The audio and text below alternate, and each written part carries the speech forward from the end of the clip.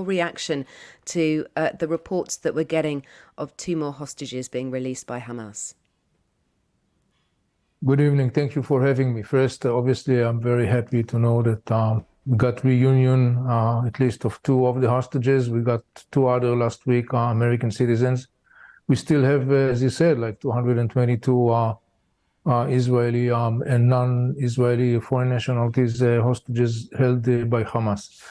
Look, Hamas, ISIS is playing a very viciously card, which is the card of the hostages. He is basically doing what I call the salami system, basically gradually in a dropping style manner, releasing here and there hostages, while the international community, obviously, and rightly so, demand Hamas to immediately release the hostages. Hamas is holding babies and kids and women and old people.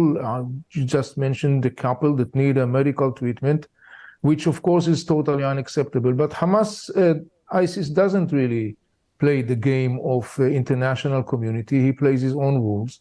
And what we see is yet another, vicious move by Hamas, who is playing viciously this card of the hostages, because he hoped that this will be his kind of like insurance policy against an Israeli upcoming military operation, or the decision to basically topple down Hamas rule in Gaza Strip. Yeah. Can I just verify for our listeners why you call them Hamas ISIS? I mean, Hamas can be accused of committing ISIS-like crimes, but they are 2 separate groups, are they not? They are 2 separate groups, but they have a couple of things that are common denominators, and it has to be understood. One thing is they both have a genocidal agenda. They call for the elimination of the Jewish people. By the way, they are calling also for the elimination of infidels. But we have to be fair in our reporting, don't we? And it is important for me to point out that Hamas and ISIS are 2 separate groups.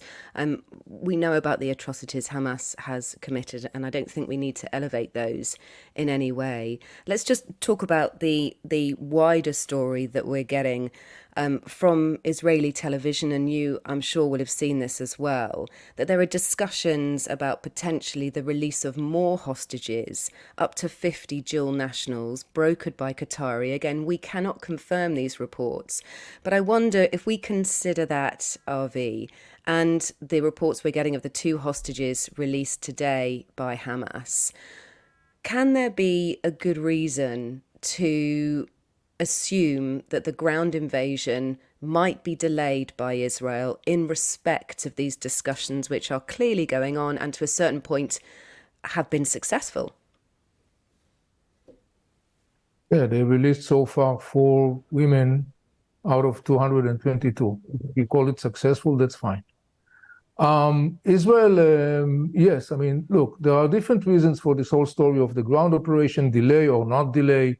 I don't know to say, I don't have the blueprints of all these things, but I don't think that Israel necessarily has to work according to some kind of like an invisible watch.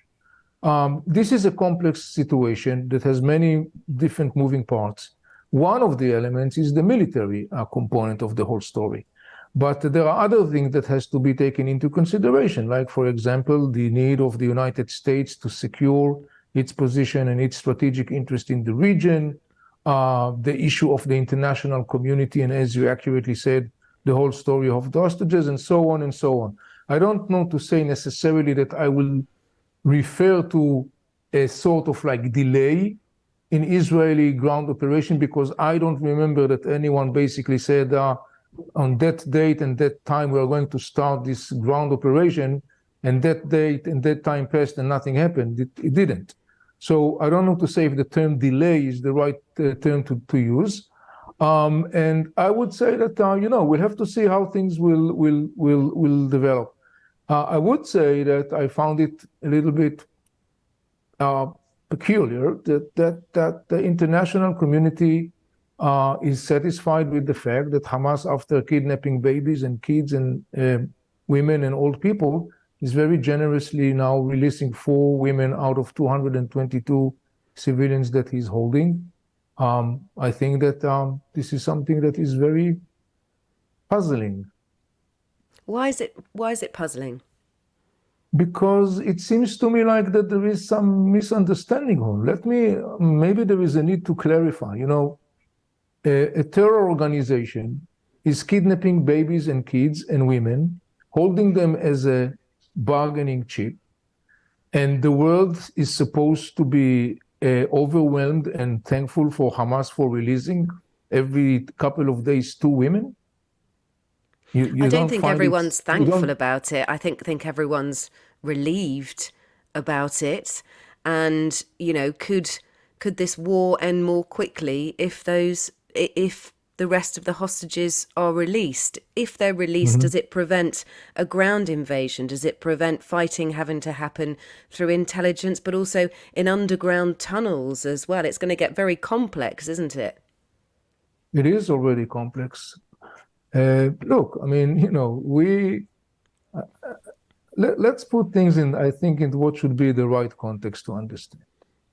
Hamas, ISIS, and Islamic Jihad are terror organizations. They don't want peace with Israel.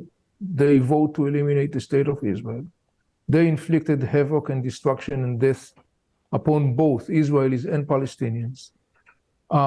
Many factors in the region, Arab players loathe Hamas. They hold him accountable, and rightfully so, for the disaster that he has inflicted upon Gaza Strip.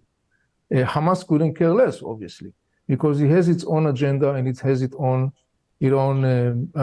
objectives, which has nothing to do, of course, with peace and stability and prosperity.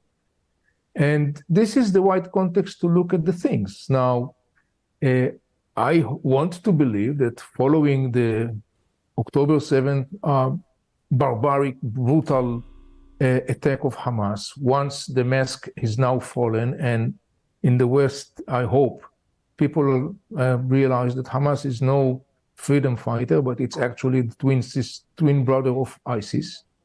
There should be understanding that if people want to have future of hope for Israelis and Palestinians, radical factors like Hamas, ISIS, and Islamic Jihad should be out of the picture.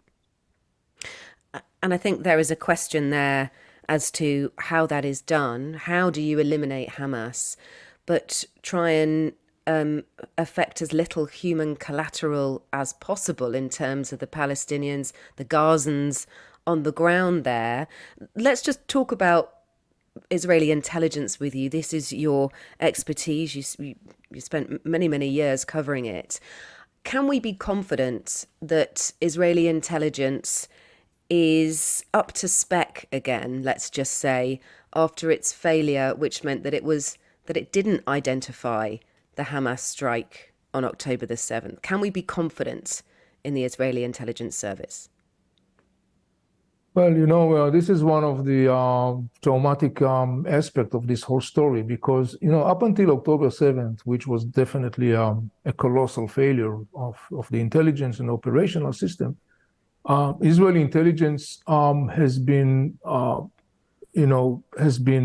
performing in sometimes in a way that people were jaw-dropping, because and in time, when people realized how efficient and sophisticated the intelligence was, the ability to reach in a pinpoint, enormously, precise, a chirurgical style operation to individuals, to terror leaders and others.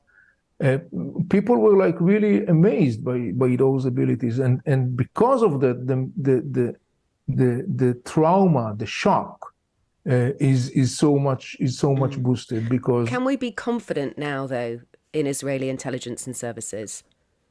Look, Israeli intelligence is an outstanding people, outstanding performances.